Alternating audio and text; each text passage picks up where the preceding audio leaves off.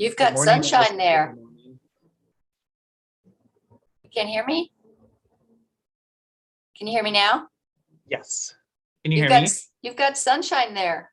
We don't have sunshine in McMinnville. Through the clouds. Through the clouds. Good morning, everybody. Good morning. Well, it's the last day of September. It means we made it through a September without fires in our community. I just keep thinking like I know. we made it. I know. Or now, maybe. Whew. Big sigh.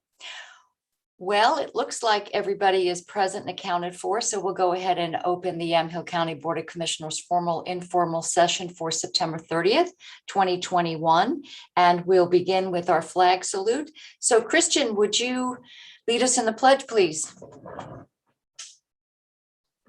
Yes, let me unmute. I pledge allegiance to the flag of the United States of America and to the republic for which it stands, one nation, under God, indivisible, with liberty and justice for all.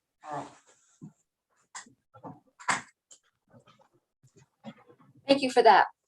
We will move on to calendar session. Is there anything else to add to the joint calendar? I don't see anything, Chair. We do have the district, I believe, if I'm not mistaken, the District 6 meeting on the 8th. So next Friday. That's from Got it. 10 to 2. I'm excited to be in it. Yes, absolutely. And if there's nothing else, we'll move on to public comment. We've received public comment via email. So thank you, Carolina, for getting those to us. Thanks, Carrie Hinton, for keeping us going this morning. And we'll move on to our work session, which is review and discussion of the SEDCOR quarterly report. And Abisha Stone is joining us. So Abisha, if you would share with us the quarterly report that you did send to us. And welcome.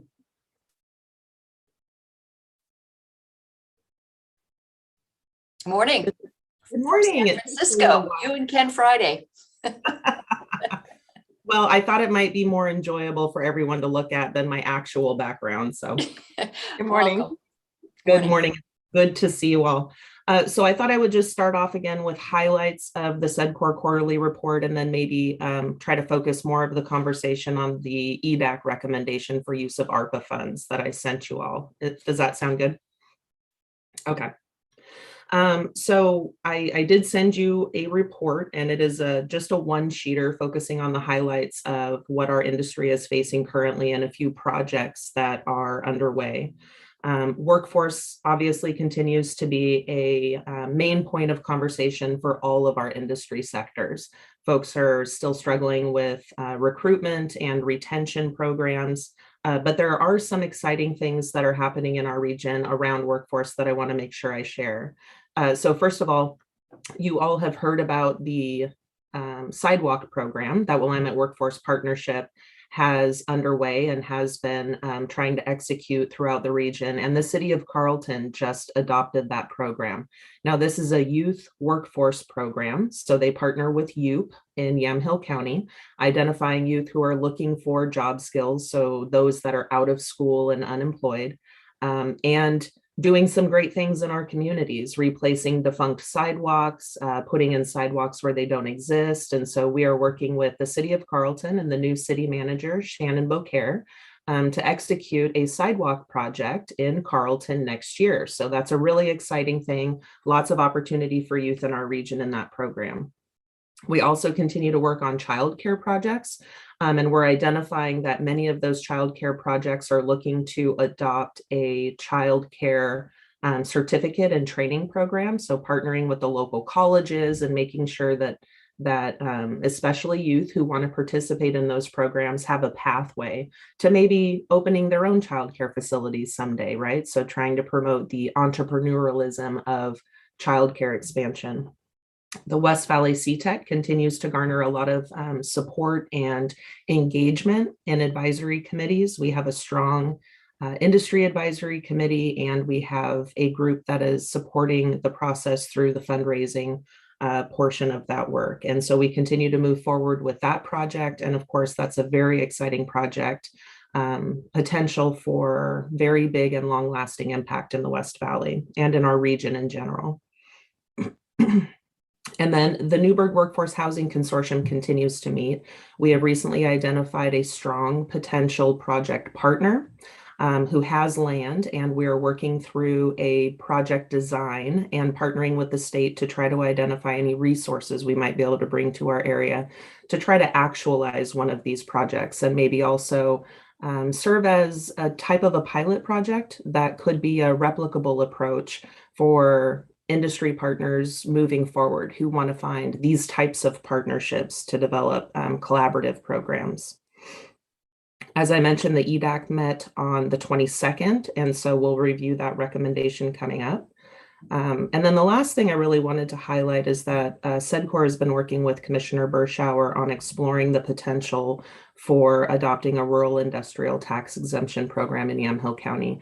This has been in place in Marion County for the last 2 years. Marion County is currently the only county in the state, to my knowledge, unless one was recently adopted elsewhere, who has adopted this state program, and they have seen a lot of great things, a lot of really impactful projects develop in the last 2 years. And so, as we know, our rural partners, especially our ag partners and growers, don't really see county lines, right? They just have property. If it crosses county lines, it does, and we're always glad when it does. But our intention and hope in SEDCOR is to adopt a regional program that covers all 3 counties, so that our rural and especially ag partners don't have to make decisions that are more complicated about where they might do development kind of based on where the county lines are, right? So we want to support them regardless of where the county line draws through their property. We want to make sure that we're able to support the development of value add agriculture and the types of development that should be happening in our rural areas. So are there any questions on those general highlights about activities in the county? Thank you, Abishai. I had a couple of questions. Sure. I'm wondering about the Sidewalk Project. Have we really tried to promote this in the West Valley, knowing that there are options for employment and their high unemployment in youth and their lack of opportunities out there? That would be a great vehicle, number one. And then also promoting it with the jail diversion program. We've got a really strong team here and really impressive team working on jail diversion. And I'm wondering, like with, let's say, remnant initiatives or the county's jail diversion program, we've got a pool of people transitioning out of incarceration or the jail, would be, looking for some opportunity that might be entry level and low barrier because they've got a record. So those 2 opportunities to really promote that type of work. That's a great question. Thank you, Chair. We have not explored that as of yet, in part because the funding that comes through Willamette Workforce Partnership is really aimed at a certain group of people, right? So a certain age group, certain demographic, and that's where the federal funding comes. I have recently spoken to Dean out at Willamette Workforce Partnership about developing a construction alliance in Yamhill County, very much the same way that we do in Marion County, to bring in those construction partners and create a kind of a framework of that sort of support, and maybe look to engage them in managing the sidewalk program a little bit differently so that we can seek additional funding and additional support, because I think something like that would be a very helpful and kind of natural next step for this program as it develops. It is a program that's still in its infancy with Willamette Workforce Partnership, and we're trying to understand how to grow it.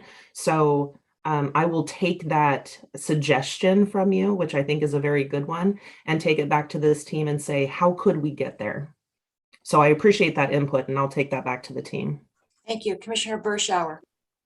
Thank you, Chair. And Abishai, I had a meeting yesterday with the McMinnville City Councilor, and it sounds like they are, on their menu of what needs to be done is 3rd Street sidewalks and sort of that mess there. So they're looking ahead and looking at if it's not ARPA, current ARPA funds, it's something maybe coming out of the infrastructure package that they can leverage to redo the 3rd Street sidewalk. So it sounds like that could be potentially a wonderful partnership too. So add that to your list of things to follow back up on too. Thank you. Will do. Yeah, will do. Thank you very much. And we had spoken to McMinnville about the, or a few folks in McMinnville about the option of this project. They actually helped us to understand how their sidewalk repair programs work so that we could develop the program in a way that would actually function for the communities. And when we look at this, we also look at, just to share a little more information, we also look at the schools to make sure that we have good sidewalks around schools, which also gives us the ability to bring in other funding from outside of the region around like safe travels to school programs. So we try to kind of build all of the support structure in doing that. But I will definitely make sure I touch base with McMinnville on that project as well. Thank you. Thank you. Commissioner Kula. Yeah, thank you, Abhishek, for the summary of all these activities.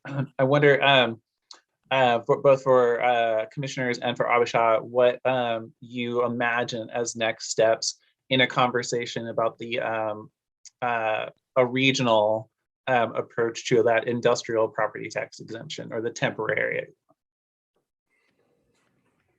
So I'll start, and then maybe Commissioner Bershauer will have something else to add. So for SEDCOR's region, right, that's Marion, Polk, and Yamhill counties, and that's where we have influence. So that's where we focus in terms of a region. Marion County's already adopted the program and has done, I'm so grateful for the work that Marion County has done to develop out some of the processes for managing a program like this. It was not structured the same way that the enterprise zone program was structured through the state. So it was lacking to some degree in some of the documentation of how do you actually execute a program like this. And the folks in the assessor's office in Marion County have done a great job developing that. So we're looking at that as a framework to say, here could be a starting point, right? And they've been gracious enough to share all of that. So we've started conversations with, again, Commissioner Bershauer and Commissioner Pope in Polk County. And this is obviously an individual county project. So each individual county has to look to adopt this based on whatever their own sort of existing regulatory requirements might be for a program such as this. And then of course their intended impact.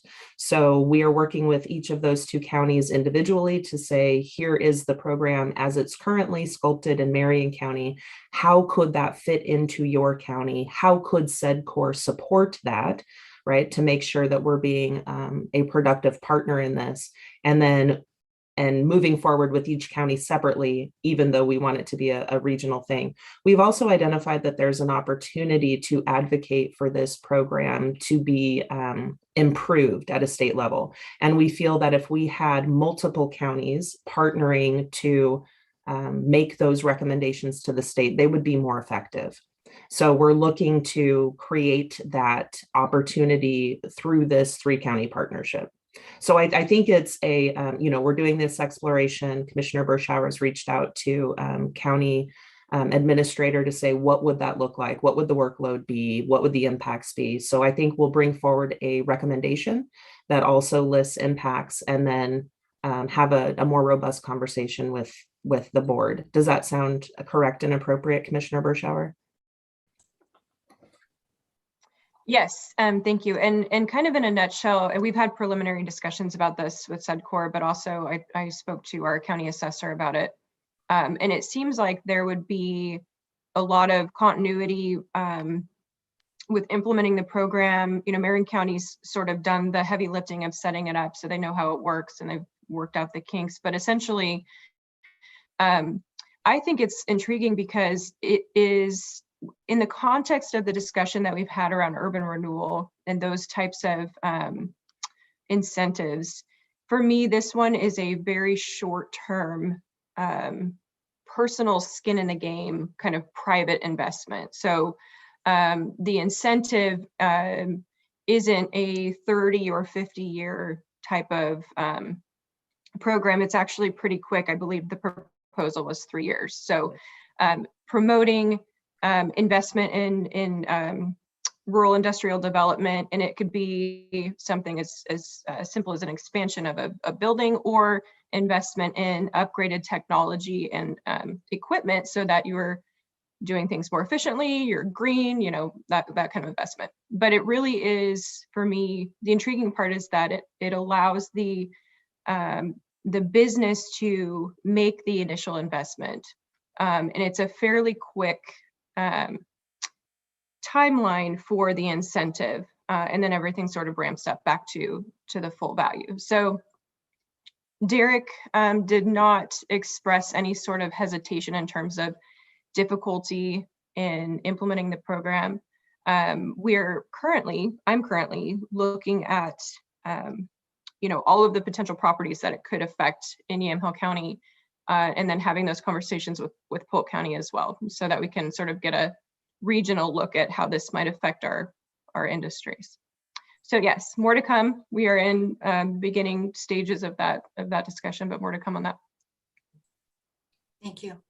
I had one more question. You mentioned workforce housing, and we know that this is definitely a concern here in the county. We've got a couple of projects that are in the works. There's the Stratus Village through the Housing Authority. They're looking for buy-in in order to go to the state and say, hey, listen, we do have a lot of community involvement. They're applying for our ARPA funds. They're also looking for more community involvement. I'm wondering what SEDCOR could do, or perhaps if there have been any discussions with the Housing Authority on that project. That's the first part of the question. The second part of the question is, we know that workforce housing concerns, a lot of times builders will just say it's just too expensive to build in a certain city based on SDC fees. If there is any discussion regarding working with cities on that to make it more palatable for someone to actually come here and build.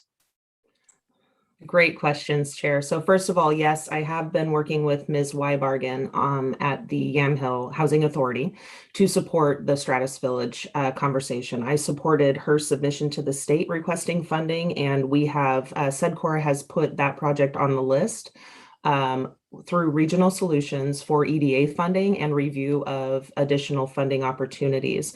We've also included Ms. Weibargen in the, I think I'm saying her last name correctly, I apologize, Vicki, in conversations for potential partnership in the Newburgh Workforce Housing Consortium project. So there might be an opportunity to kind of combine some of these projects and make sure that we're bringing as much support into the county as possible.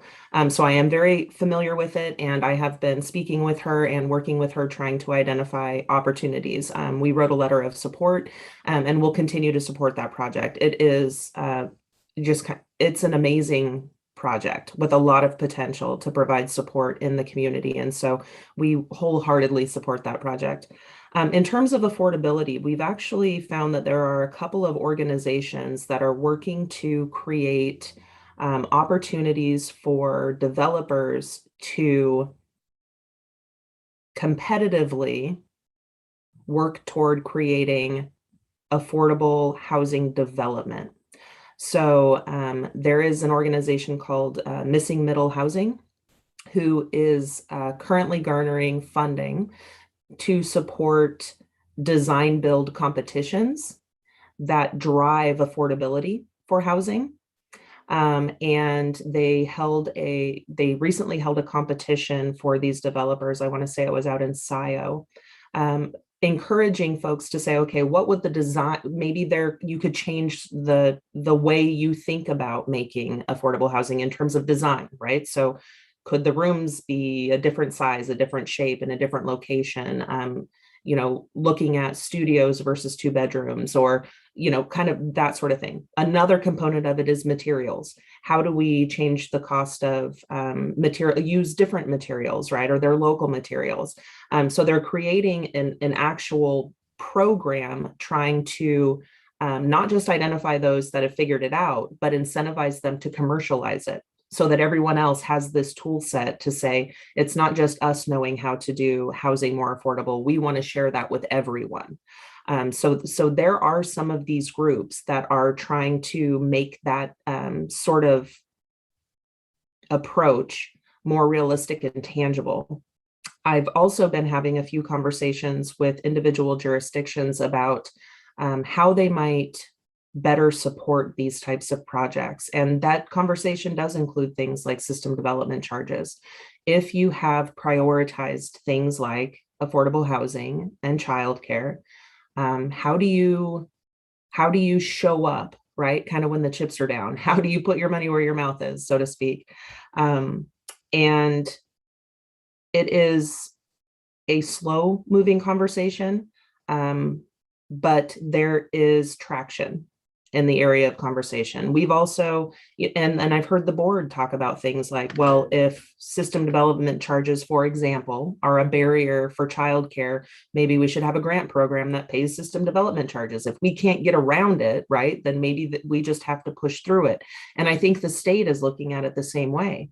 I still believe that the best approach is to meet in the middle, that the individual jurisdictions try to identify ways to support these things that they're prioritizing, while we're also trying to utilize regional funds and state funds to move projects forward. So I don't have any big wins to share with you at this time around successes in that area, but conversations are absolutely being had. Thank you for that. I think it's important to light a fire under the various city jurisdictions, because we've just seen too many projects fall apart that were so desperately needed. Now folks who are in Newburgh, if they want to access a Project Oasis childcare, have to drive to McMinnville. And boy, that's really adding a lot to folks who already are struggling. So yeah, would appreciate that. And thank you for the work that you've done so far. Commissioners, anything else on these topics? No, Chair, thank you. But I think it's important to continue the conversation about SDCs and how the county can work with jurisdictions, and also how the county can, as Abhishan noted, look for funding them if there's no way to find a middle path there. Thank you. And I'm sorry, Commissioner Bershauer started talking. Go ahead. Oh, no, I was just going to say thank you. Okay. All right. Is there anything else, Abhishan? Did you want to continue on? We were going to talk about specifics. Any more specifics on the quarterly report? Nope. Okay. I'm good. I'd love to move on to the EDAC recommendation if you're ready. Okay. Go. Okay. Go right ahead. Thank you. So first of all, I would like to thank the board for requesting EDAC participation in this process. The EDAC did convene on the 22nd. We had 20 participants. We also, at your request, and I'm grateful for that, included the local chambers of commerce and our tourism partners to make sure that we were really hearing the voices of our hardest hit industries, right? And as we know, the EDAC does have more of a leaning focus on traded sector. So it was a great addition to this conversation. We had a robust conversation. Yes. Commissioner Bershauer, did you want to jump in here? Sorry, Abhishan. Nope. Thank you, Chair. Sorry, Abhishan. I just was, I've had a lot of questions because I've been posting about this meeting and people have been asking, who is the EDAC committee? Who's on it? So can we sort of run through who some of the members that were contributing to that discussion are before we move forward? Absolutely. Thank you. So the Economic Development Advisory Council is comprised of public partners from each jurisdiction, from each municipality. So we have a representative from each city that's incorporated in Yamhill County. Some of those participants are city managers. We have one mayor that participates, and then in some areas where maybe we have an economic development person or staff person, then they participate. So for example, in McMinnville, they elected, if you will, for MEDP to be their representative on the EDAC. And so MEDP, which has historically been the executive director, currently it was Heather Richards from the city sitting in on this conversation. So we have city managers, mayors, or some other assigned representative from each community. The majority of the council is comprised of industry partners. So we have participation from and the way that we structured this was to identify the kind of the main industries that are throughout our county, and then making sure that we have regional representation as well. So for example, our wood forest products industry is still a large industry in our area. We wanted to make sure the West Valley was represented, so we have somebody from Hampton Lumber participating. We also have a very large dental industry in our area in terms of manufacturing, and we have a partnership in ADEC. We wanted to make sure that agriculture was represented, so we have a grower who also represents our water district participating as well. We have various different manufacturers kind of throughout the region. So were you hoping for like names or just business names? Oh, no, I think this is great. I think it just gives us a better idea of who was part of the discussion. So thank Absolutely. You. So we have representation from Willamina, from Sheridan, in terms of industry partners from Newburgh, from McMinnville, from Amity. We have, I mean, really just across the board, right? So kind of all of our traded sector industry subgroups are represented there. And then we have a small ex officio group, and those are non-voting members who contribute to the conversation and also as a way to educate them as we have these conversations. Commissioner Bershauer sits as an ex officio member. Jody Christensen from the Governor's Regional Solutions group sits as an ex officio member. We also have Arthur Cheput from Business Oregon, Eric Anderson, president of SEDCOR. And that might be it at this time, because we had some folks, and Renata Wakely from the Council of Governments. So they participate in the conversations and sit as ex officio members. So in total, I believe we have 27 currently, maybe 28 participating members. Great, thanks for that. You're welcome. And I can provide that list to the board. It'd be easier than me trying to remember it all, but if you'd like a reminder, I can send you that list. So the group convened, and of course our conversation was focused on the $2.26 million that is coming through the area of economic impacts, but with that focus on impacted industries, right? So that was the area of focus that we had for this conversation. With respect to the fact that the council understands that the board has a desire to fund projects and programs that have generational impacts, and with the understanding that the county has only received half of that funding to date, we made a recommendation for use of distribution of the funds that have already been received by the county, focusing on workforce and supply chain localization. So this group had a really robust conversation about the needs of industry, and certainly the needs of our industry is very, very broad, right? Depends on who you speak to. But there are some common themes that everyone is struggling with, top to bottom, every industry. And the two that really rise to the top of that list in every conversation are issues around workforce and issues around supply chain. We know that we have some local hotels, for example, that have only been able to operate at a very small portion of their full capacity because they're not able to secure or maintain the workforce to stay open. We've also heard many stories about folks in restaurants having to remove items from their menus because they can't get those products. In the traded sector arena, we're hearing stories that containers that used to come from Europe or from Asia that cost $2,500 and 30 days on the water now cost $10,000 and up to 120 days on the water. A lot of that is really a port to port issue. There's not enough labor at the ports.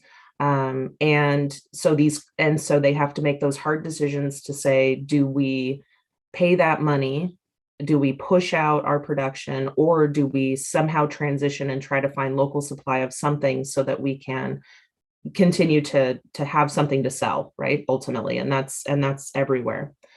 This group very much so recognizes that our hardest hit industries, our most impacted industries through COVID, have been those in hospitality, restaurants, our wine industry. That's obviously the area that has been the hardest hit and also is having the slowest recovery.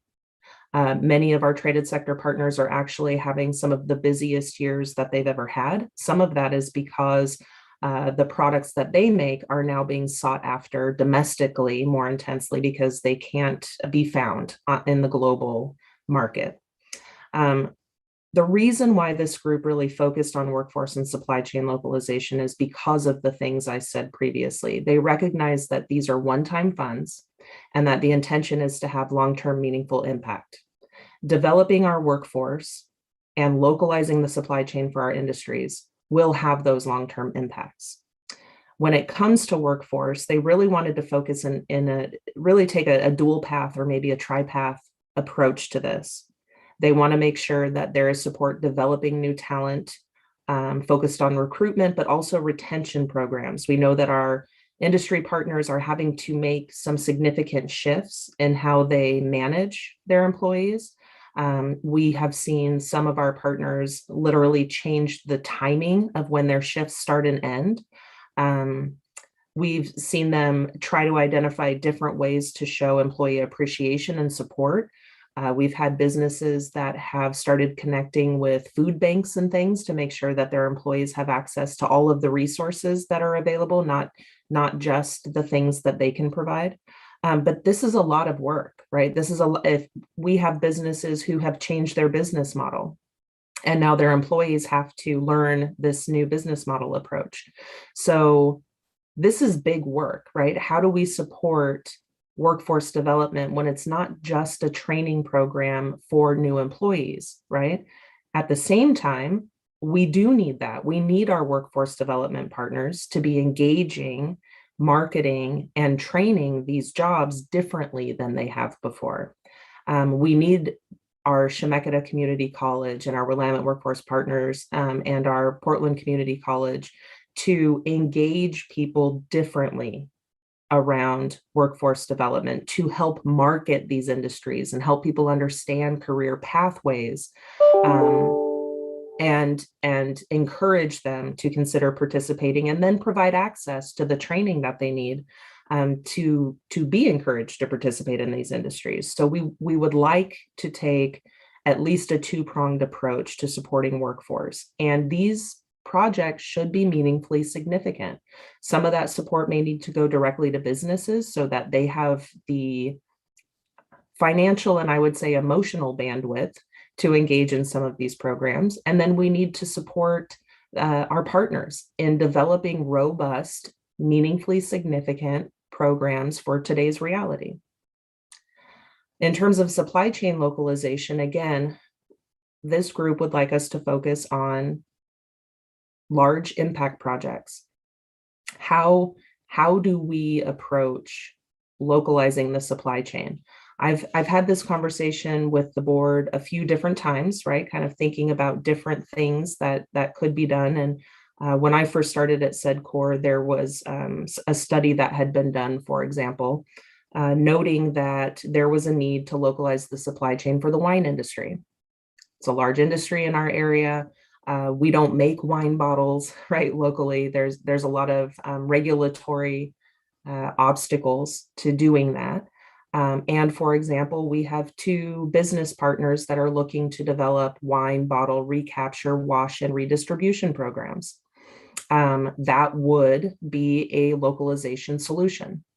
As I shared with you, SEDCOR participated in supporting Yamasa in Salem to find a local wheat grower, right, so that they could localize their supply chain. And we went through that process about a year and a half ago, and now we have a local wheat grower who's growing 100 acres of hard red wheat for Yamasa. And that grower is out in the kind of Amity, Perrydale area. Well, again, lots of land all over the place. So these types of projects are big projects, right? And they have a long-term meaningful impact. I'm going to cross over real quick into the second page, which was additional recommendations to the board. So not requested of you, but the EDAC would like to, with your permission, request some considerations in addition. The EDAC does know that the board did approve funding through video lottery in your budgeting process for a business grant program at $250,000, which is kind of been the annual historic amount. And I'm looking to Ken to make sure that that's accurate. And there are some additional supports for business, maybe not these long-term big projects, which they feel is very appropriate for ARPA funds, but maybe some of these smaller yet very significant types of support that we could provide business through that funding mechanism. There are things like, we do know that the hospitality has had revenue loss that they have not been able to recapture. And in that reality, that means that these businesses have also not been able to invest in business improvements, new equipment,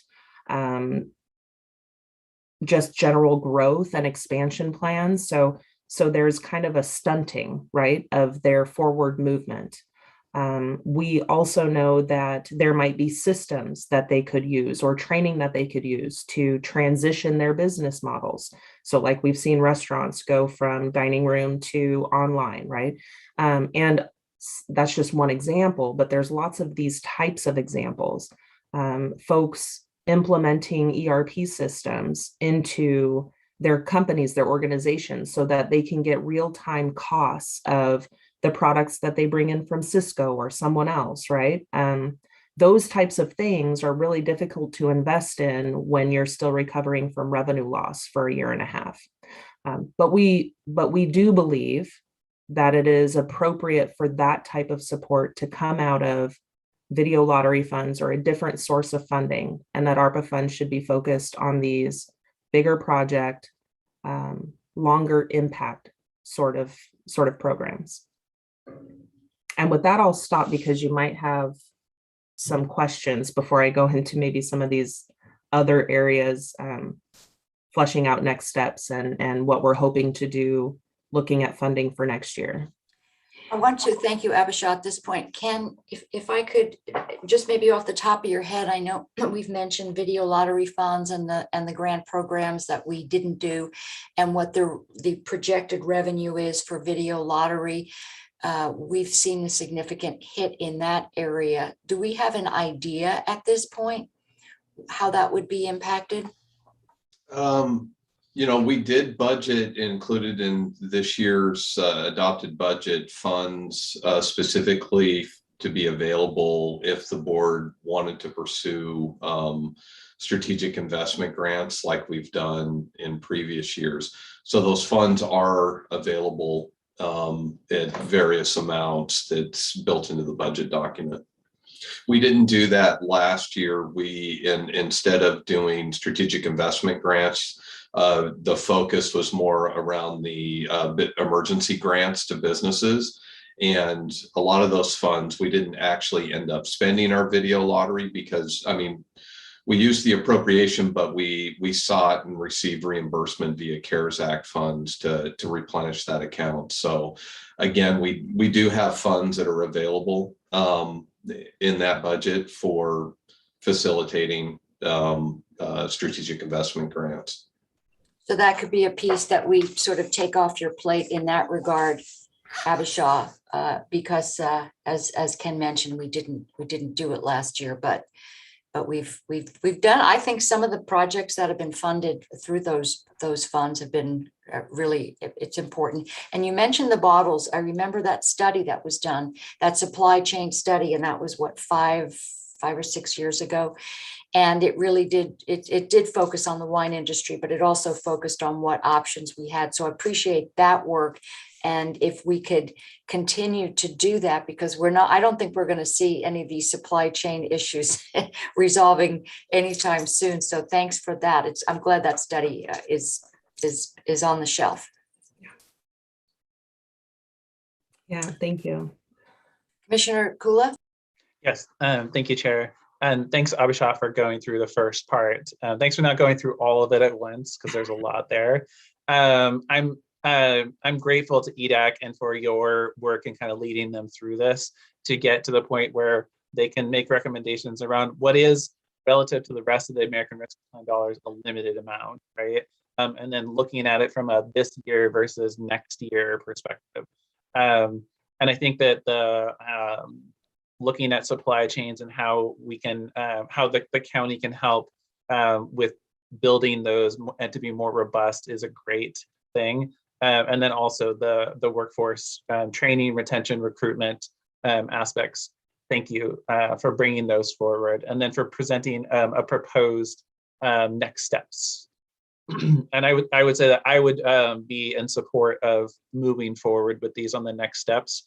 And I also want to say that I think that using the video lottery funding for the for business grants is a good idea, especially for these businesses who are like, I'm making it, but I can't make the innovation step to get better at what I do or to pivot because it's just so hard in the moment to make that work. So thank you for bringing these forward. Thank you. Abhishek? Thank you. So I will then move on to the what about next year, right? What about the other half of the $2.26 million that we were asked to make recommendation on. So in looking at the allocation of funding within the bucket economic impacts, we identified that 99% of those funds were assigned for specific areas of focus. That leaves 1% that was not assigned, and that comes to $68,946 as unallocated. We recognize that every 6 months, there's a pretty major shift, right, in what is happening with our businesses, and that also means what our businesses need. We also identified that some of our partners who are data capture partners are currently trying to survey industries to make sure that they understand what's going on right now and what do you see coming in the future. So those are partners like Orla, the state, Willamette Workforce Partnership, the WorkSource Oregon, right? So our data analysts there. What we would like to do is to spend the next few months, EDAC would like to spend the next few months trying to gather data about our specific industries so that we can make a more meaningful recommendation for use of those funds next year. And maybe it'll look similar to what this year's recommendations are, but we want to make sure that we're using the most up-to-date, accurate data as possible. Now back to that $68,000 of unallocated funds. It is possible that in this process, we might need some sort of professional assistance, or there might be some cost related to getting that data. It's possible that you might need some assistance or experience some costs related to data capture in some of those other areas under economic impacts. We would like to ask the board to consider using those funds if those expenses exist. We would very much like to do this work to the best of our ability without incurring expenses, because we believe we have a lot of partners already doing this work. But in the case that we encounter those expenses, we would like to request support from the county to do so. If those expenses are not required in order to capture the data we need to make a recommendation, then we are requesting that those funds go back into a grant program for business impacts for next year. Thank you. Commissioners, any comments on that? I had a couple of comments, but I didn't know if anything there jumped out at you regarding the data capture request. I just say that I would say that I think it's really important for us to know what we've done that worked and what happened to a business when we provided help to them in a specific area, and then what businesses are struggling with or like looking ahead to. So I think it's a very it's important for us to know if we're doing something that actually helps people. Thank you. One of the things I've wanted to know over the years when we look at the grants, the grants that we have given out is how many of those businesses have done what they said they were going to do? Did they employ more people? I know a couple of the grants, basically, they folded. People are no longer in business, and these what appear to be, based on their application, very promising, very promising. So we never really had the bandwidth to go back and look at what was the result of those grants, and who got them, and what did they do with them. And I think that's good information. So I would like to see us focus on that. But the other thing is, as you mentioned, Abhishek, there are partners who are doing a lot of that data capture. You've got Orla doing that. You've got the manufacturing sector doing that. And I think that we know anecdotally with some of the economic data that comes out of the state that we're finding out about employment and job force type of thing. So I want to make sure we're not going to be just putting that money on top of data that we already can get somewhere else. Commissioner Bershauer? Thank you, Chair. Yeah, I was looking through my notes from that meeting, and I think some of this, though, is a little bit of uncharted territory because we had businesses, and I went through and circled some of their comments. They have hiring needs, limited hours, can't hire entry-level employees, workforce is critical. Quarantining for 4 days is disrupting business. Smaller ag producers can't hire. We need to dig further as to why workforce needs are such a problem right now. And then one comment that I just sticks out to me is, where did all the workers go? So clearly we're in sort of this perhaps uncharted territory where even our businesses don't really understand what's going on, why people aren't returning to the workforce, whether it's COVID related or unemployment, or maybe we just had a massive percentage of folks retiring, whatever it is. They're struggling to understand the why. So I do think it's worth spending some money if we need to figure out the why before we go and make investments. So I would agree with that proposal that Abhishek brought forward. Thank you. Thank Abhishek? you. Yeah, I would love to respond to a couple of the comments.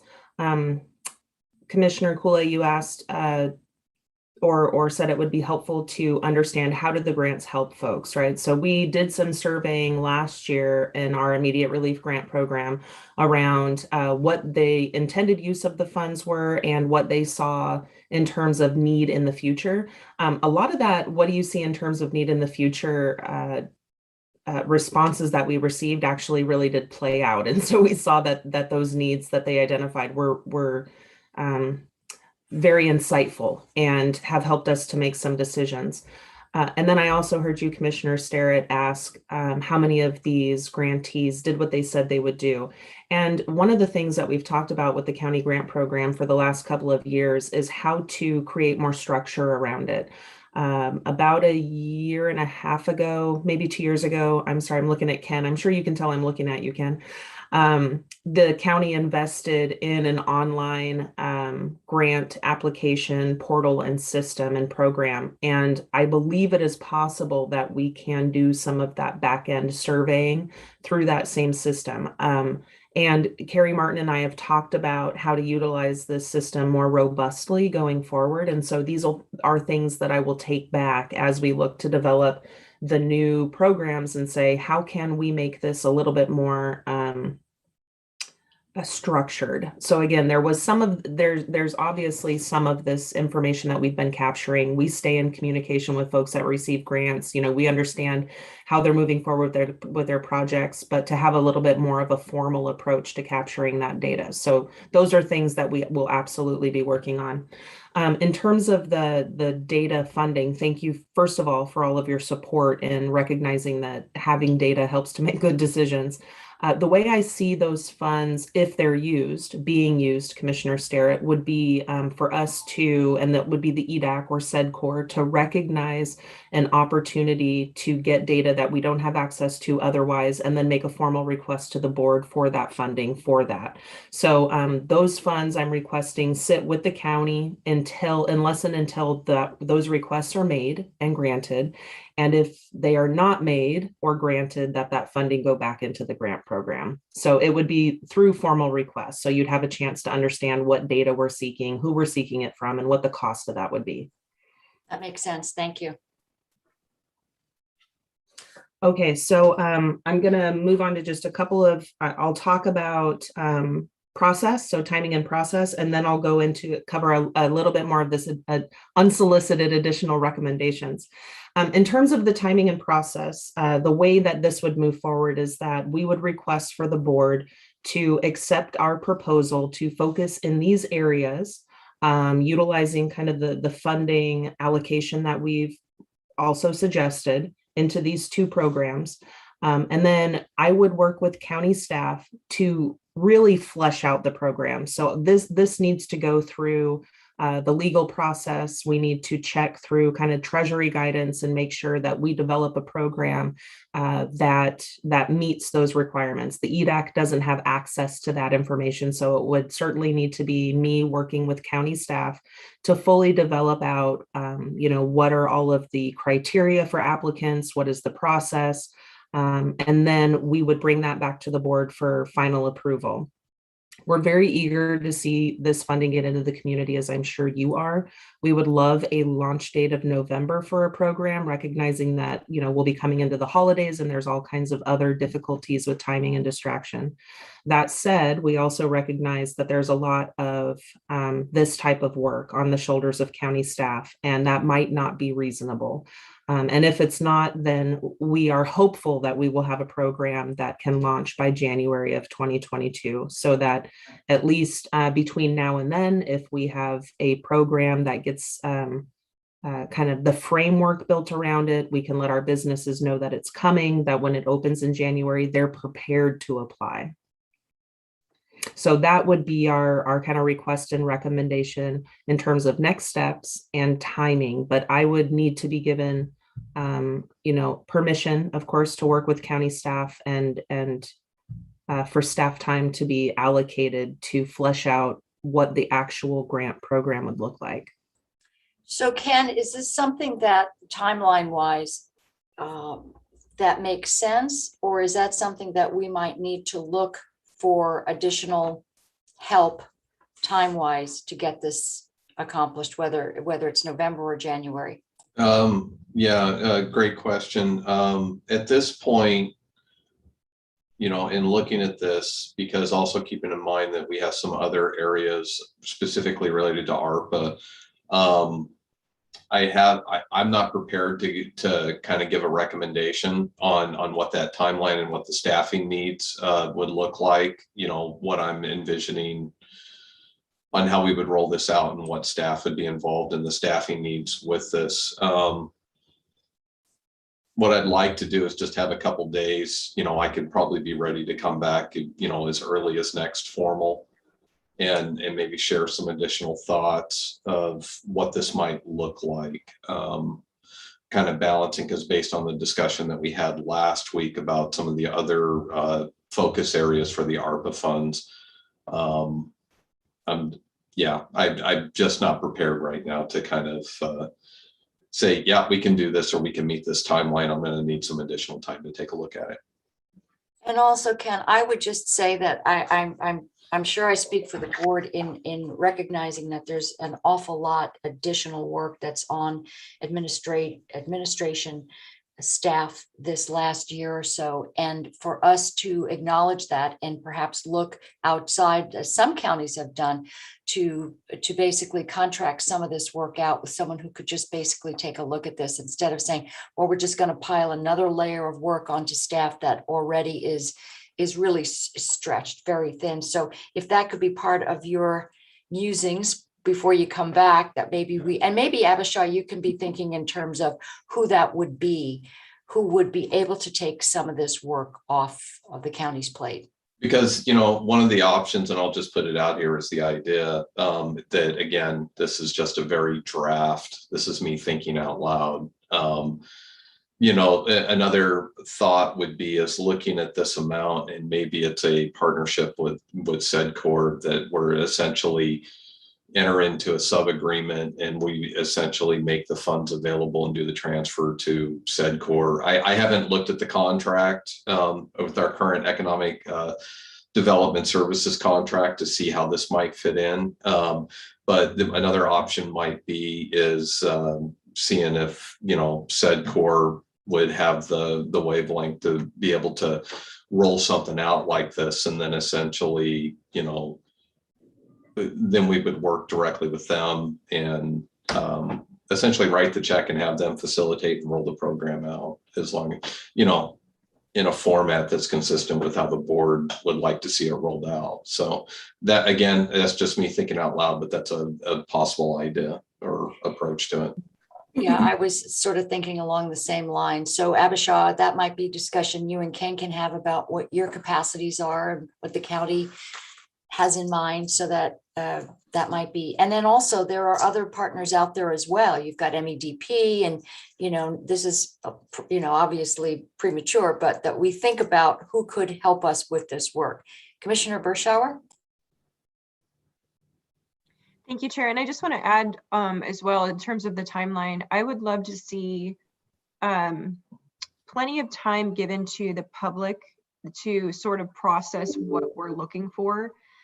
So that it's not just a situation where we open up, a portal or something on the website and say, here's, apply for these grants. And because some of the stuff takes time. And if someone has a really great idea on localizing supply chain, but it's going to take them a couple months to formulate a proposal, I want to make sure that our first step when we sort of get the framework set is to then go educate the public and say, here's what we're going to be looking for.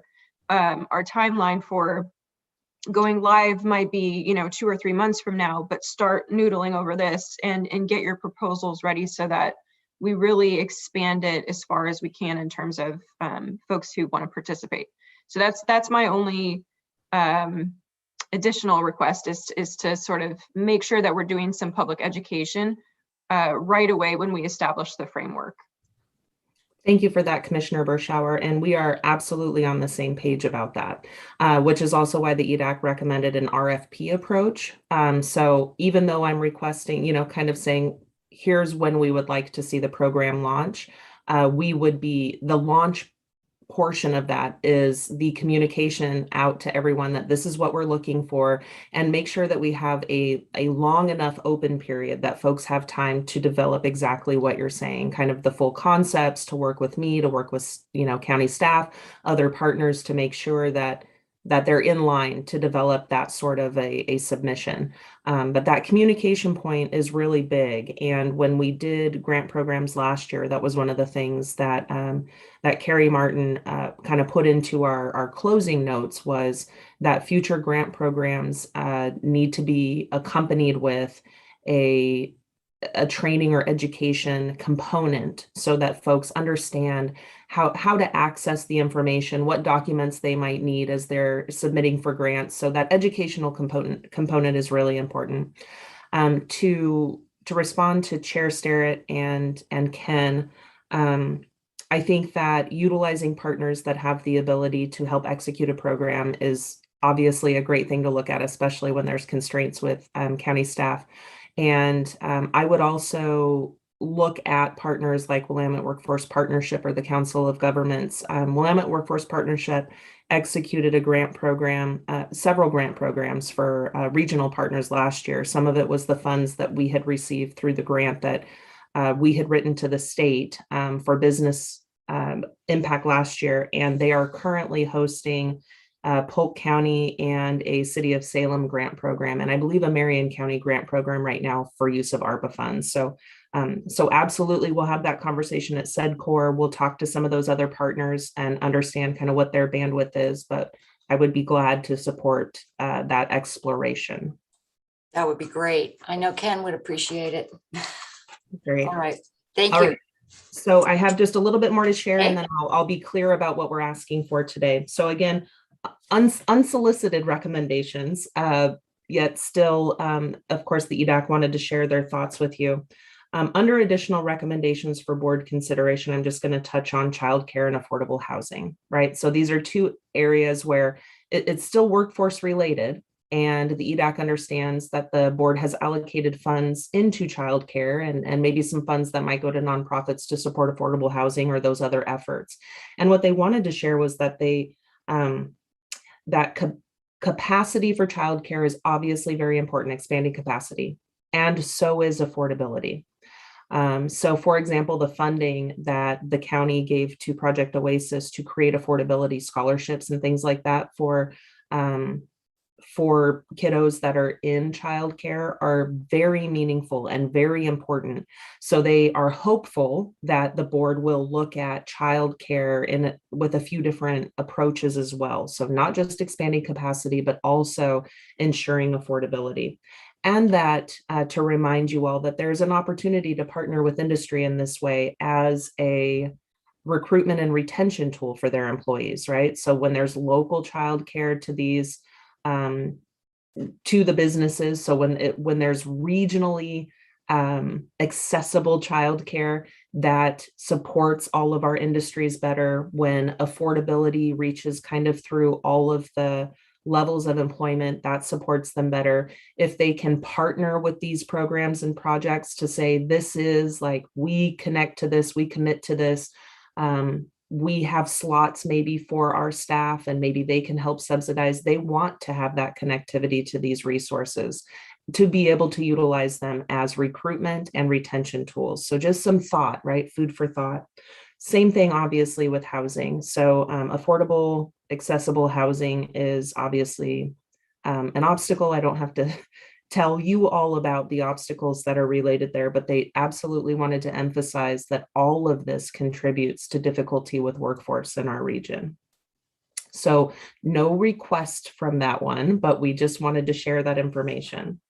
So the official request that we would like the board to vote on, if you will, is to accept our recommendation for funding in the areas of workforce and supply chain localization, to allow SEDCOR to work with county staff to develop out the programs and find opportunities for distribution, and an official request for the EDAC to be able to make a recommendation for use of video lottery funds.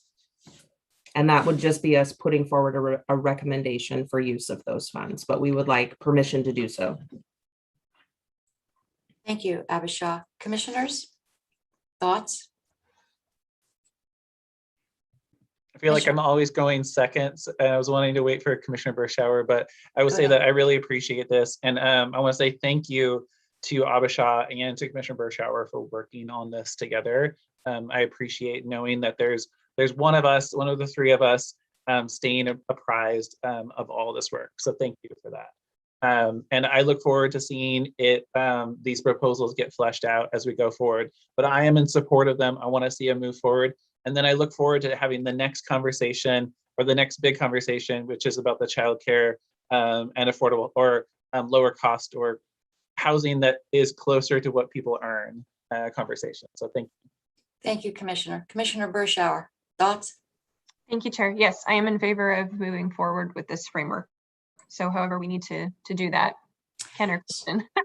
So Ken, is that a consensus or is that just a direction and we don't need to do a board action? It doesn't require a board action because again, like I was saying earlier, I wasn't really prepared to, advise or recommend next steps on some of the elements included in this. And I don't think it requires a formal action. I think the consensus of the board on the basic framework, and then I can take a look at staffing and basically how, this gets implemented. And, with some of the items in here, like more specifically with the video lottery funds and strategic investment grants, if we're going to start pursuing that, I'll need some time to take a look at timeline and considerations. So I really see, instead of taking action on this, there's consensus that the framework looks good. There'll be individual board actions on how we make the funds available, the various grant programs, or potentially adopting a timeline or a grant program. Or I think there's going to be future board actions that'll that this is going to get broke up into. Okay, good deal. Thank you. Abisha, anything else? No, that is it. I just really appreciate all of your time and support in these conversations, and the energy that you're putting into using ARPA funds for long-lasting, meaningful impacts for our communities across the board. So thank you for that work, commissioners and staff, and Ken and Christian. Thank you. Thanks, Abisha. Thank you. Appreciate the report. Appreciate the work. Commissioner Bershauer, did you have? Oh, no, just thank you. Okay, thanks a lot, and we'll look forward to future discussions. Thank you, Abisha. Thank you. Take care. Thanks. That ends our work session. We have no department updates. We'll move on to the consent agenda. Commissioners? I move that we approve the consent agenda as presented, and I didn't even let Commissioner Bershauer do it. Oh, I was just going to say, Chair, that I would like to remove, after discussion with the sheriff last night, I would like to remove item G9 from the consent agenda and table that until next week when he can be available to talk about it. Thank you. I've also had conversations with the sheriff. I think he was getting it in stereo yesterday and last night. I asked him for some data about the cost of the fee schedule, and then some updated data on the increase in CHL applications. And I have some thoughts. I just want to make sure we get to do that. Commissioner Bershauer, apparently you've had some conversations with the sheriff, and he isn't able to join us today, but we want to be able to have those conversations about the fee increases and perhaps how we could ease the pain for some of our constituents in those fee increase requests. We know one of them is part of Senate Bill 554, which is the increase in the concealed handgun license fee. And I think we might be able to hopefully address that. So we'll go ahead and motion to approve the consent agenda with the removal of item G9. Okay, we have a motion to approve. Oh, sorry, Chair. I thought you made the motion. Yeah. Okay. All right. Well, in any event, we have, I'll make a motion to approve the consent agenda minus item G9. Further discussion? Hearing none, all those in favor signify by saying aye. Aye. Aye. Motion passes. Thank you for that, Commissioner. On to item I, which is yes. Chair, how do we want to structure that real quick for next week? Is that part of a work session, or is that just part of a other business? We would typically, when we do that, when you table an item, we would bring it back as under old business. And so it'd be on the agenda. So because, I mean, the sheriff is probably still wanting to get the amendment, but before the board for approval. So it'll come forward as old business next week. Okay. That's great. Thank you. Thank you. Other business, I1, which is consideration of the adoption of resolution 21-09-30-1 proclaiming October 1st, 2021 as National Manufacturing Day in Yamhill County. And that is apropos following our discussion about economic development. So I have the resolution. Do we have a motion to approve, or do you want me to read it first, Christian?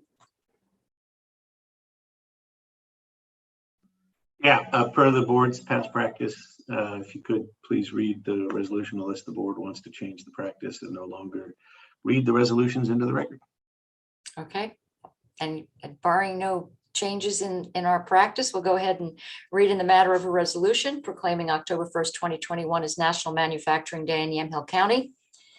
Whereas manufacturing makes a very significant contribution to the national, state, and local economy, and whereas our community is fortunate to be home many world-class manufacturing companies, and whereas those manufacturing companies add to the vitality and prosperity of our community, employing several thousand people with an annual average payroll in the hundreds of millions of dollars. Now, therefore, let it be resolved, the Yamhill County Board of Commissioners is hereby proclaim October 1st, 2021 as National Manufacturing Day in Yamhill County, Oregon, encourages all citizens of Yamhill County to join in recognizing the value of our manufacturers and the importance they serve in our community done this 30th day of September 2021. Do we have a motion to approve?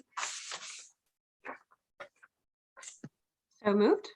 We have a motion to approve. Any further discussion? All those in favor signify by saying aye. Aye. Aye. Motion passes. Thank you. On to Public hearings, we have none. Announcements, commissioners.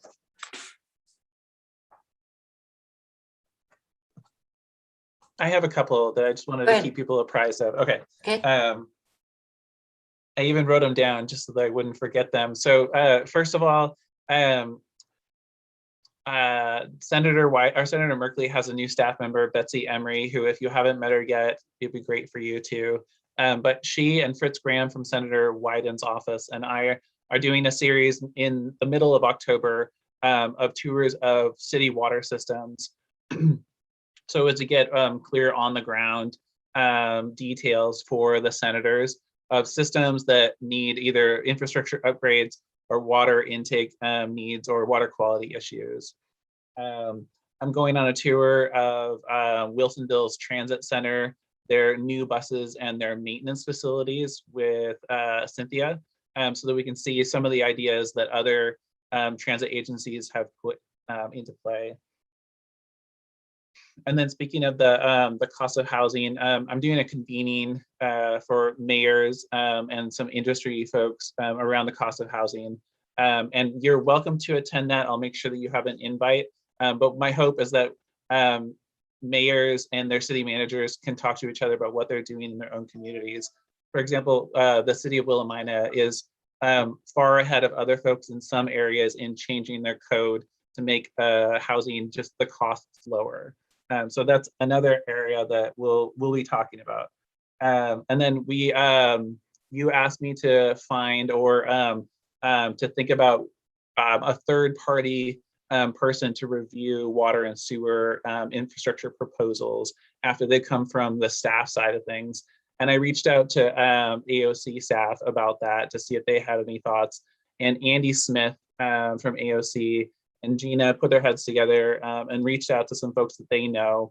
And there is a person who's willing to be the next assessment after staff to look at beyond eligibility, are these feasible projects that are available and can be done in the timeline. And so I've sent the contact information for that person on to Ken. And he said that he'll do the next round of outreach. And that's it. That's great. That's great. Appreciate that, Commissioner, because I know we've been hearing from a number of our cities who have critical needs, and they want to make sure that they're way at the top of the list for priority. So I want to make sure they are as well. I appreciate you doing that. Thank you. Commissioner Bershauer. Thank you, Chair. The one thing that comes to mind is that the Yamhill County Farm Bureau has awarded 3 scholarships of $2,000 each to 3 county students who are now pursuing careers in agriculture: JD Stables Jr., Hannah Vanderwall, and Joshua Flores. So congratulations to them. That's a pretty big scholarship. At least back in my day, that was a big scholarship. So congratulations. Thank you. And it's nice to see, because we're hearing from so many generational farmers who say there's nobody to pick up the mantle after this. So if we can keep that going, that's great. Thank you. That's good news.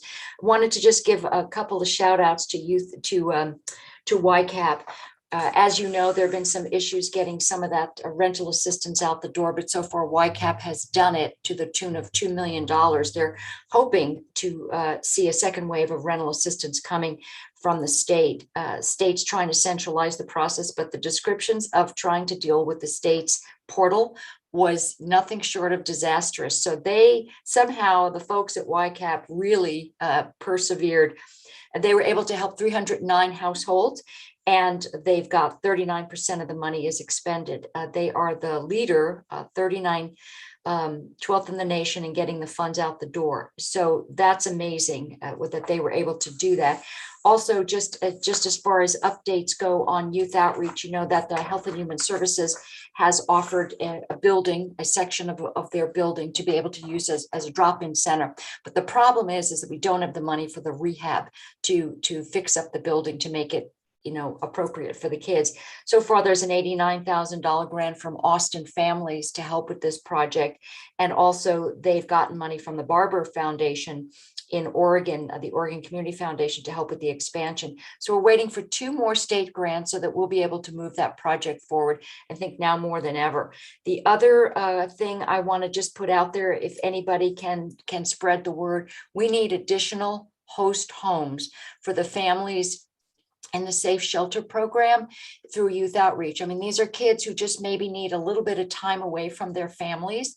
What teenager doesn't? But these are kids who have some critical issues, and it keeps them from becoming homeless, couch surfing in unsafe conditions. So if you know anybody who would be willing to take in a teenager, maybe show them a little love and just help these kids over the next step. And also, yeah, just that. I mean, we really need to get our youth supported in this community, and that's one way to do it. So that's all I have.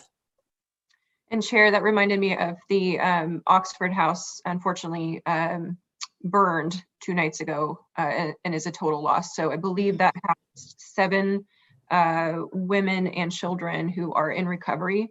It's considered transitional housing. So some of us have put out posts of gathering donations and items, critical items that they need. So we would encourage that, and let's help those families out. So thank you. Right. And sometimes all it takes is somebody who's willing to step up and say, yeah, you can stay with me for a bit. We see that with Save Families, but this is on more of an informal process. So I know Yamhill County is very special in that regard. So maybe we can do that. Is there anything else? I see Christian's looking there like he wants to do some kind of a soccer update. He's got that glazed look in his eye. Well, since you asked, congratulations for the Timbers on their current unbeaten streak. It continued last night with a victory over LAFC. But the thing I turned to the camera about is I thought, and I think you all know this, but in case anyone is watching who thinks about the Oxford House, my understanding is this is not the Oxford House that the county owns and operates on Morgan Lane. This was another Oxford House located elsewhere in the community. It's obviously highly unfortunate and tragic incident, but I wanted just to mention that it isn't the county's owned Oxford House on Morgan Lane. Thank you. Okay, if there's nothing else for the good of the order, we'll go ahead and we will adjourn today's meeting. Thank you all. Thank you, Chair. Thank you.